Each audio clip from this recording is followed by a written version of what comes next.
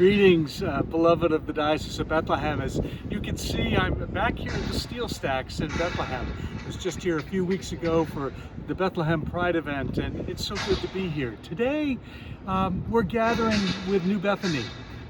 New Bethany Ministries, you may remember, is an offshoot of our diocesan leadership, where we have reached out to the most vulnerable in our community for decades now.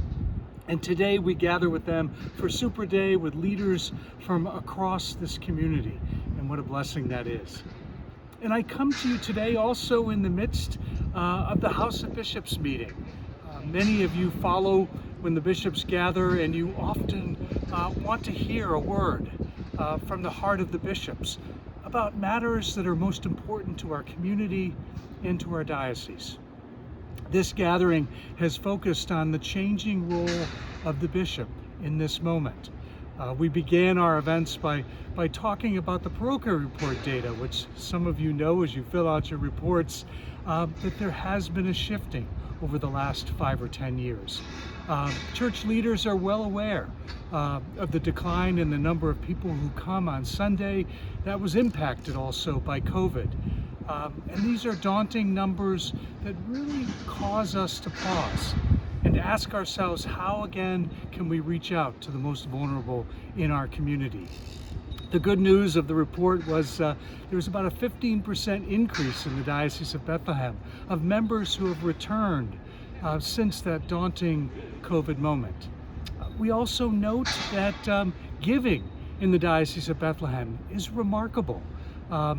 Folk continue to give at rates that are beyond our imagining. It's your support and your commitment to your communities that's reflected.